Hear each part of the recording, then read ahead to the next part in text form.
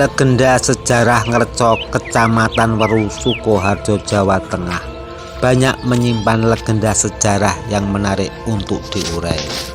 Salah satunya jejak Empu Supondrio yang berada di Desa Ngreco, Kecamatan Weru, Sukoharjo. Sekedar catatan, Desa Ngreco merupakan salah satu dari 13 desa di Kecamatan Weru di Kabupaten Sukoharjo. Terkait Empu Supondrio, nama empu di tanah Jawa sendiri dikenal sebagai pembuat keris, biasanya disebut empu. Menurut para pemerhati budaya, kegunaan keris bagi masyarakat Jawa bermacam-macam. Pada mulanya keris adalah senjata, namun dalam perkembangannya keris tidak lagi berfungsi sebagai senjata, tetapi sebagai tosan aji artefak karya empu pembuatnya. Karena keris merupakan simbol zaman, maka keris dibagi menjadi dua, yaitu keris kuno dan keris kamandikan. Dan masing-masing empu menuliskan sejarahnya sendiri-sendiri. Sebagai karya seni budaya sekaligus untuk nguri-nguri mengingat perjuangan para leluhur sebagai karya para empu dengan berbagai proses laku untuk membuat keris pada masanya. Berikut bersama Iyang Wiono, pemerhati, pelaku budaya dan spiritual di wilayah setempat.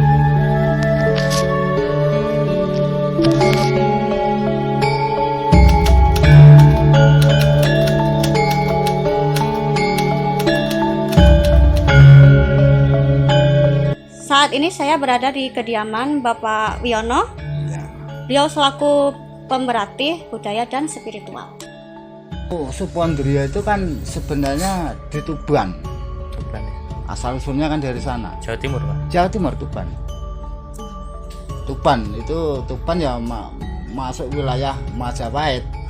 Cuman pada waktu ontran ketidakpuasan antara Punggawa itu dengan rajanya pada waktu itu, akhirnya membuat itulah sengkelat itu tadi. Makanya sengkelat itu kan kependekan, jadi sengkelingati atau sakit hati lah, sakit hati itu. Nah, akhirnya ya dipesan sama seseorang, akhirnya jatuh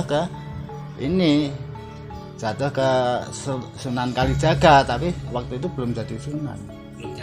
Belum, masih berada gitu. Nah, merasa Sunan Kalijaga itu kan kaget, ini kan bukan sunan tapi kok dikasihkan ke saya, sedangkan situasi saya sendiri saat itu kayak gini gitu loh. Akhirnya dititipkan ke anaknya Empu Supondrio itu yang namanya Ki Joko Supo. Titipkan di situ keris sengkelat itu ke anaknya Empu Supondrio, namanya Joko Supo atau bisa disebut Supoanom. Itu hebat, tapi lengah. Nah, ini sang raja ini tahu, akhirnya mengutus beberapa orang pilihannya untuk mencuri benda tersebut, karena tahu ini nanti akhirnya akan begini, tahu dicuri kan. Kita nggak tahu kemana itu, akhirnya Ki Supondrio sendiri akhirnya cawe-cawe. Beliau lebih tahu karakter atau isi gaibnya pusaka tersebut. Akhirnya beliau sendiri turun tangan mencari. Nah, pakai nama samaran kalau nggak salah itu Pitrang, Bu Pitrang. Tuh, sampai pusaka itu ketemu. Nah, mungkin dalam pencariannya itu, pengembara mencari itu, mungkin transit singgah sampai di situ, di Sun Candi itu loh. Iya. Yang saya maksud. Soalnya aslinya itu kan Tuban. Kenapa bisa ke sini? Ya, mungkin saya perkirakan ya mencari Kiai Sengkrat yang hilang itu. Nggak pakai nama Empu Supondrio, tapi pakai nama Empu Piterang.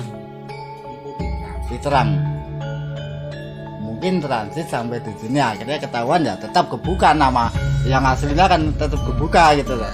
Lampu Gandu Jaya itu kalau nggak salah itu tukangnya apa ya, ngebub itu loh, yang mumpah ngasih angin itu loh, pembakaran mungkin itu. Terus itu sempat menciptakan yang saya pegang itu masuknya peralihan itu sampai Mataram. Perjalanannya panjang lah. Memang perjalanan keris itu panjang ya yang dipegang. Ya sekitar berapa ya, 40 sekitar 40-an lah. Kalau yang ngasih itu kan 43 atau 40, ya sekitar 43 lah. Kalau lo apa yang lo 13 itu yang sengklatnya itu kalau enggak senti. Tapi kalau punya saya itu nggak tahu tuh, itu ya mendekati lah 40 sih, kalau nggak 41 panjang masalahnya.